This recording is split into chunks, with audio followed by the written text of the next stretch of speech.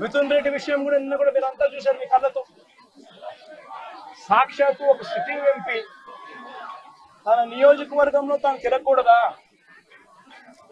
పొంగనూరు అనేది తన నియోజకవర్గం, తన పార్లమెంట్ సెగ్మెంట్ లో ఒక నియోజకవర్గం పొంగనూరు.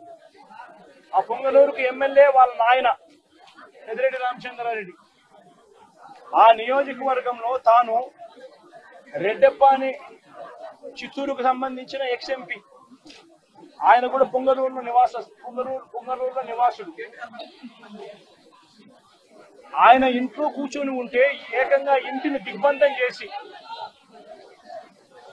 ఇంటి మీద రాళ్లు వేసి, కారును ధ్వంసం చేసి, రెడ్డెప్ప కారును కాల్చేసి పోలీసుల సమక్షంలోనే ఇవన్నీ జరుగుతూ ఉన్నాయి అంటే ఇంతకన్నా దారుణంగా లా అండ్ ఆర్డర్ పరిస్థితి, ఇంతకన్నా దారుణంగా దిగజారిపోయిన పరిస్థితి ఎక్కడైనా కనిపిస్తుందా? దొంగ కేసులు పెడతా ఉన్నారు, పోలీసులు ప్రేక్షక పాత్రగా పోషించే కార్యక్రమం చేయిస్తా ఉన్నారు. చివరికి ఏ స్థాయిలోకి లా అండ్ ఆర్డర్ వెళ్ళిపోతా ఉంది అని అంటే లా అండ్ ఆర్డర్ గురించి పట్టించుకునే పరిస్థితిలో పోలీసులు ఎవరూ లేరు.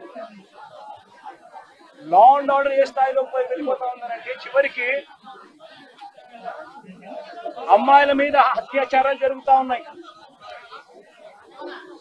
పోలీసులు ఎవరు పట్టించుకోవడం లేదు.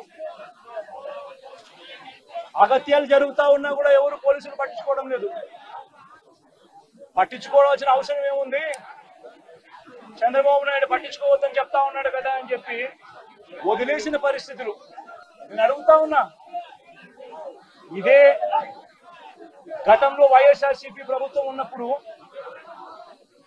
ఏ రోజు కూడా తెలుగుదేశం పార్టీ వాళ్ళని చంపండి, తెలుగుదేశం పార్టీ వాళ్ళని కొట్టండి, తెలుగుదేశం లబ్ధిదారులకు మేలు చేయకుండా వదిలేయండి అని ఏ రోజు ఇన్స్ట్రక్షన్స్ ఇవ్వలేదు. ప్రతి అక్క చెల్లెమ్మ కూడా బయటికి పోతే తన ఫోన్లో దిశ యాప్ ఉండేది. ఆపదలో ఉంటే 5 సార్లు ఫోన్ షేక్ చేసినా లేదా SOS బటన్ నొక్కితే చాలు పోలీసులు వెంటనే వచ్చి అక్క ఏమైంది అని చెప్పి తోడుగా ఉండే పరిస్థితులు గతం. ఈ రోజు పరిస్థితులు ఏమిటి? లా అండ్ ఆర్డర్ పూర్తిగా దిగజారిపోయిన పరిస్థితులు కనిపిస్తా ఉన్నాయి. ఎందుకు ఈ మాదిరిగా జరుగుతా ఉంది? కారణం చంద్రబాబు నాయుడు అనే వ్యక్తి తప్పుడు మాటలు చెప్పి, తప్పుడు వాగ్దానాలు చేసి, ప్రజలను మోసం చేసి, ప్రజలకు ఆశ కల్పించి తాను ముఖ్యమంత్రి పదవిలోకి ఎక్కాడు.